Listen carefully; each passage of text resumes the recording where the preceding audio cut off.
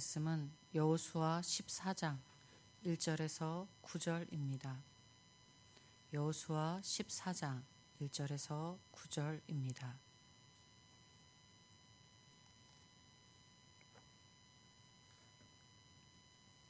이것은 이스라엘 자손이 가나안 땅에서 받은 기업 곧 제사장 엘르아살과 눈의 아들 여호수아와 이스라엘 자손 지파의 족장들이 분배한 것이니라.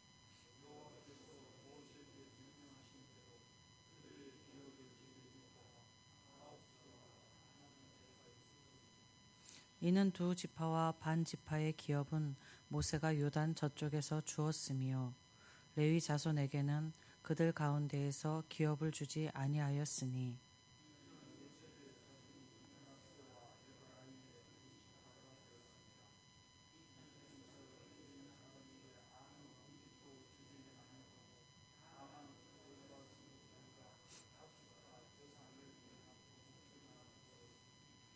이스라엘 자손이 여호와께서 모세에게 명령하신 것과 같이 행하여 그 땅을 나누었더라.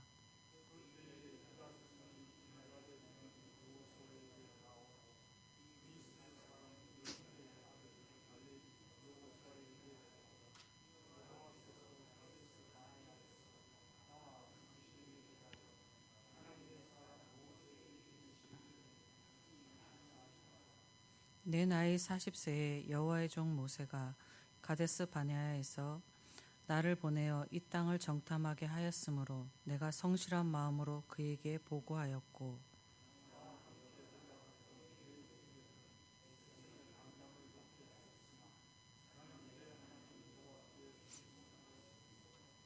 그 날에 모세가 맹세하여 이르되 내가 내 하나님 여호와께 충성하였은즉 내 발로 밟는 땅은 영원히 너와 내 자손이 기업이 되리라 하였나이다. 아멘. 요단 동편에서의 땅 분배가 끝나고 이제 요단 서편의 땅 분배가 시작되는 이야기가 본격적으로 이제 이야기가 되어지고 있습니다. 민수기 34장을 보면은 하나님께서는 이미 모세를 통해 기업 분배를 맡아야 할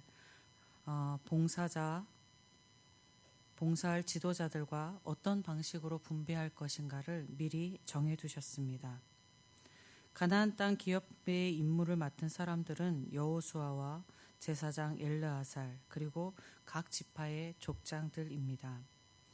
하나님께서는 기업 분배에 참여하는 지파들의 이름순까지도 세밀히 밝혀두셨습니다. 그리고 하나님이 정하신 기업 분배의 방식은 제비를 뽑는 것이었습니다. 여호수아는 기업 분배 과정을 총체적으로 주관하는 지도자 역할을 담당하고 제사장 엘르아살은 제비 뽑기를 담당하였습니다. 땅을 분배할 당시는 아직 가나안 땅을 정복하지 못한 땅이 있었고 족속들이 좀 남긴 했으나 대부분의 큰 성들은 정복한 상태였습니다. 이렇게 가나안 땅을 정복하기까지 약 7년이 걸렸을 것으로 보는데 이스라엘 전대는 그 7년의 시간 동안 많은 전쟁을 치렀을 것입니다.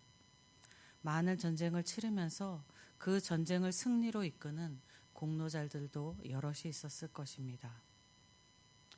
누가 가장 많은 공로를 세웠을까 생각해 보면 단연 여호수아일 것입니다.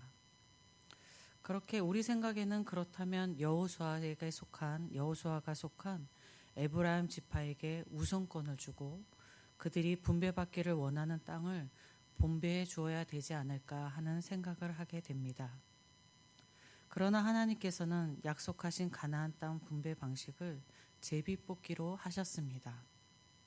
누구든지 어느 땅을 받을지 모르는 상태에서 자신이 뽑은 그 땅을 자신이 갖는 것입니다. 이 방식은 각 지파의 공로나 업적을 따라 인간의 의논과 협약에 의해 결정되는 것이 아니었습니다. 하나님의 결정에 이스라엘 백성들은 순종함으로 그 결정을 따르는 것이었습니다. 제비를 뽑는 것은 우연히 이 땅이 내 땅이 된다라고 뽑는 것이 아니라 이 내가 뽑는 땅이 하나님이 나에게 주신 땅이다라는 믿음을 가지고 뽑는 것이었습니다. 만일 가나안 땅의 기업 분배가 각 지파의 업적 순으로 분할되거나 인간의 협의에 맡겨졌더라면 각 지파별로 이해가 얽혀져서 분쟁이 야기될 수 있었습니다.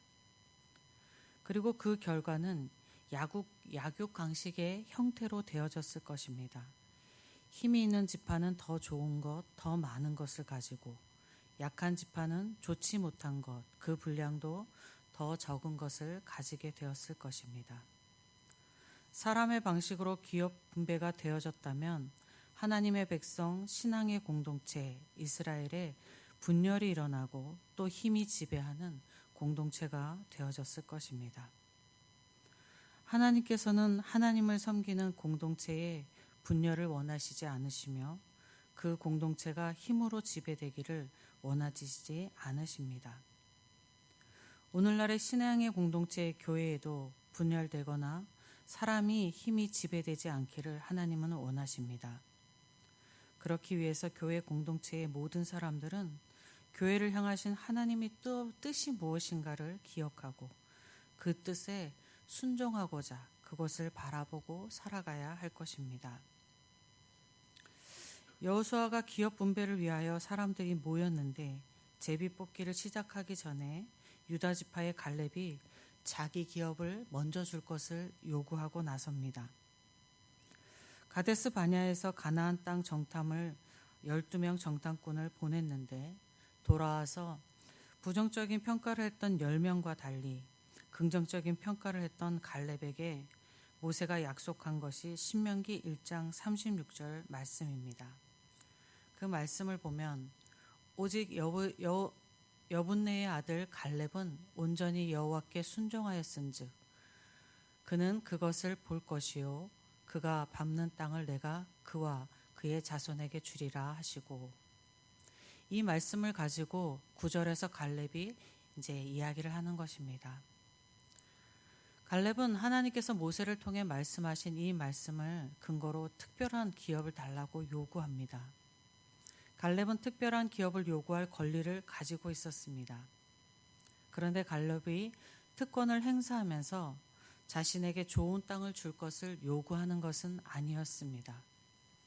그가 요구하는 땅은 헤브론 땅이었는데 헤브론에는 거인족 아낙 자손이 거하는 곳으로서 이스라엘 사람들이 그 땅을 두려워하는 곳이었습니다. 다른 지파 사람들은 자신에게 그 아낙 자손이 분배되기를 바라지 않는 곳이었습니다. 그런데 갈렙이 제비를 뽑기 전에 먼저 그 땅을 달라고 하신 것입니다. 신명기에서 말씀하신 그 밟는 땅을 내가 그와 그 자손에게 주리라 하신 이 말씀의 뜻은 가나안 땅을 정복하면서 갈렙이 밟는 땅이 어느 땅이든 간에 그 땅을 정복하게 하실 것이라는 하나님의 약속입니다. 갈렙은 거인족 아낙 자손이 대적으로 있다 하여도 하나님께서 자신에게 승리를 약속하셨으므로 자신이 그 땅을 정복하실 것임을 확신한 것입니다. 갈렙의 이러한 삶의 태도는 믿음의 사람들이 어떠한 삶을 살아야 하는가에 대한 대답을 하는 것 같습니다. 대부분의 사람들은 인생의 목적이 순탄함과 부요함이나 풍요로움에 두고 살아갑니다. 그런데 갈렙은 하나님의 말씀의 성취가 그 삶의 목적으로 두고 있었던 사람들입니다. 믿음을 사는 사람들의 인생의 목적은 하나님의 말씀을 성취함에 있어야 할 것입니다. 날마다 우리는 그 길로 가지 않지만 우리의 삶의 목적이 어디에 있는가를 짚어보고 살아갈 때에 우리가 하나님의 말씀에 집중하고 말씀 성취를 이루기 위하여 살아가는 인생이 되어질 것입니다.